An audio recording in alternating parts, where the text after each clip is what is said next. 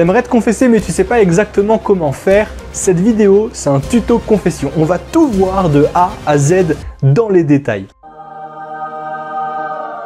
Pour te confesser, tu as soit des horaires de permanence de confession. Il y a un prêtre qui est prêt et qui est là, qui t'attend pour que tu viennes te confesser. Soit à la fin de la messe, tu rattrapes le prêtre et tu lui demandes à te confesser, soit tu as croisé un prêtre au hasard et tu lui demandes, soit il te dit oui tout de suite, soit il te donne rendez-vous pour un peu plus tard ou un autre jour.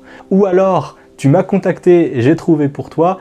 Dans tous les cas, tu veux aller te confesser et ça, c'est cool, bien joué, c'est ça qu'on veut. Si tu es face à un prêtre et que tu veux te confesser, il n'y a pas à se mettre la pression sur « Ah, je sais pas quoi lui dire, comment lui demander ». C'est très simple. « Bonjour, je voudrais me confesser, est-ce que c'est possible ?» Avant d'aller le voir, quand tu es tout seul chez toi, tu fais un examen de conscience. Il faut bien arriver avec un truc à dire. Et si on ne fait pas cet examen de conscience, comme par hasard au moment d'arriver, eh ben on n'aura rien en tête. Tu trouveras des exemples d'examen de conscience en description. Quand je me confesse, personnellement, j'ai l'habitude de noter sur mon téléphone tous les péchés que j'ai faits pour pas oublier. En gros, si tu viens au talent au moment de te confesser et dire « je vais me souvenir de tout », c'est généralement le meilleur moyen d'oublier. Quand tu te confesses, que tu es face au prêtre et qu'il t'a dit « Ok, go », et bien là, soit tu es assis, soit tu es à genoux, c'est comme tu veux. Tu peux aussi commencer assis et te mettre à genoux au moment de l'absolution, quand le prêtre va te dire « Je te pardonne tes péchés au nom du Père, du Fils et du Saint-Esprit ». Dans tous les cas, que tu sois assis ou à genoux, tu peux commencer par dire « Bénissez-moi mon Père parce que j'ai péché ». À ce moment-là, le prêtre dit une petite prière sur toi pour que tu puisses confesser tes péchés en toute honnêteté et avec la paix, la joie en avance. Lui, il va te dire quelque chose, une petite prière, en disant « Au nom du Père et du Fils et du Saint-Esprit ». Là, tu peux faire le signe de croix en même temps et puis tu te lances. Tu balances tes péchés comme une liste de courses. Il n'y a pas à se prendre la tête, pas à raconter les détails, juste une liste de courses. J'ai fait ça, ça, ça, ça, et voilà. On commence par les péchés les plus graves d'abord, comme ça le prêtre est bien choqué dès le début et il fait plus gaffe aux autres. Ou juste, tu commences par les plus importants pour pas les oublier après. En vrai, t'inquiète, le prêtre, il voit passer des dizaines de personnes comme toi qui font des dizaines de fois exactement ce que tu fais. Il s'en fout de tes péchés, il le voit tout le temps. Il est juste content d'être l'instrument de la miséricorde de Dieu maintenant pour toi. Généralement, quand tu listes tes péchés, le prêtre parle pas. Peut-être qu'il posera une question ici ou là pour comprendre un peu plus précisément ce dont tu parles, ta part là-dedans, si c'était grave, et aussi si on regrette le péché. On n'est pas obligé de tout dire dans les moindres détails. Ce qu'il y a de plus croustillant, garde-le pour toi. On reste concis, mais suffisamment clair pour que le prêtre comprenne de quoi on parle. Normalement, un péché, ça tient en une phrase, d'où l'importance de nommer les choses telles qu'elles sont. On avait dit comme une liste de courses, donc si tu as besoin de carottes à acheter, t'écris des carottes. T'écris pas des sortes de légumes un peu orangés qu'il faudrait peut-être mieux râper. Non, des carottes. T'as volé 300 balles, t'as regardé du porno, t'as menti à tes parents, tu nommes les choses. Oui, si c'était confortable, ça se saurait, mais promis, ça vaut le coup d'être honnête. À la fin, on fait comprendre qu'on a fini. Là, c'est la partie où le prêtre peut donner un ou deux petits conseils pour nous aider sur telle ou telle question. Eh bien, il peut nous conseiller, et c'est aussi le bon moment, à ce moment-là, pour poser toutes les questions qu'on a. Là, tu as une oreille qui écoute, qui est attentive juste pour toi. Profite, pose tes questions, il y a quelqu'un qui te répondra avec bienveillance. Juste après ce moment-là, le prêtre il peut donner une pénitence. Ou pas, parfois il y a des prêtres qui en donnent pas. Une pénitence, ça nous aide à réparer, à prendre une part active dans cette réconciliation. Mais en soi, si t'as pas de pénitence, c'est pas mieux ou moins bien. Le simple fait d'être venu te confesser traduit déjà ta disposition intérieure et c'est une belle démarche. La pénitence, ça peut vraiment être tout et n'importe quoi. Généralement, c'est une petite prière ou un petit acte simple à poser. Ça peut être une dizaine de chapelets, une minute de prière, lire un psaume. Ensuite, le prêtre te propose de dire l'acte de contrition. L'acte de contrition, c'est une prière, généralement qu'on connaît par cœur, mais si tu la connais pas par cœur, aucun souci.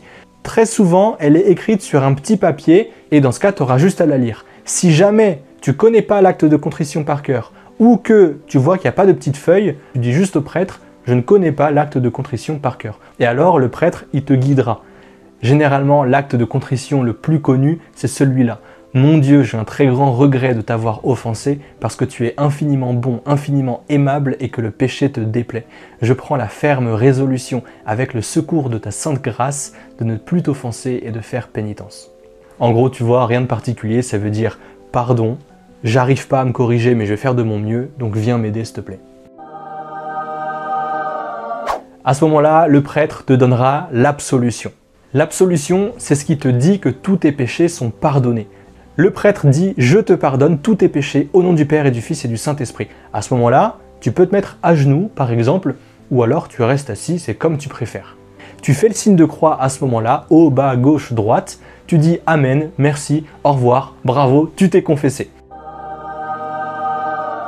Jésus, dans l'Évangile, il donne ce pouvoir au prêtre d'une manière très précise, explicite et solennelle. Évidemment, c'est Jésus seul qui pardonne, c'est Dieu seul qui pardonne. Jésus seul est le pasteur, Jésus seul est le juge, Jésus seul est le médiateur entre Dieu et nous. Mais dans sa générosité, il fait participer certaines personnes, les prêtres, à cette unique médiation, comme il le dit lui-même. Voilà les références bibliques. Par le prêtre, c'est Jésus lui-même qui te pardonne et là, tu es sûr que tous tes compteurs sont à zéro. Tu peux oublier tous tes péchés. Tu es une créature nouvelle. Aie la foi et vois juste comme tout dans ta vie devient fluide. C'est la grâce de Dieu qui est à l'œuvre. C'est pas magique, mais Dieu agit réellement. Quand on a la foi et qu'on le regarde, on voit Dieu agir. Parce que la confession est un sacrement, c'est-à-dire un signe visible institué par le Christ d'une action invisible de Dieu par amour pour nous. Donc lors de ta prochaine confession, idéalement dans quelques semaines au maximum, tu diras donc que les péchés dont tu te souviens à partir de ce moment-là. Va pas recreuser avant quoi. Tes péchés sont pardonnés. Si au moment de te confesser, tu as oublié des péchés dont tu te souviens plus tard, ils sont aussi pardonnés. Mais si ça te travaille trop après, alors dis-les lors de ta prochaine confession pour te soulager. Dis-les si c'est des péchés graves. Les péchés graves ou les péchés mortels, c'est les péchés où il y a matière grave, où on a pleinement conscience de ce qu'on fait et on le fait librement. C'est casser, en un sens, la relation qu'on a avec Dieu. Si pendant ta confession, tu as volontairement caché un péché, alors là, c'est juste pas honnête, quoi. C'est un mensonge, c'est un nouveau péché, en plus grave, du coup, parce qu'on va voir Dieu pour demander pardon en cachant d'autres choses, alors que Dieu, il sait très bien qu'on les a fait. Une fois que tu as fini ta confession, que tu as dit au revoir au prêtre, fais ta pénitence au plus vite, si le prêtre t'en a donné une. Va communier. Vois la puissance de Dieu, discrètement, comment elle prend place dans ton quotidien. C'est incroyable. L'Esprit Saint, il fait tout en douceur, à commencer par le sentiment de libération et la consolation qu'il y a juste après la confession. Alors, si tu hésitais encore à aller te confesser, n'hésite plus et va voir à quel point c'est trop stylé, quoi. Regarde encore cette vidéo sur les raisons de ne pas aller te confesser. Tu verras qu'aucune raison n'est bonne, mais là, tu as le pourquoi du comment.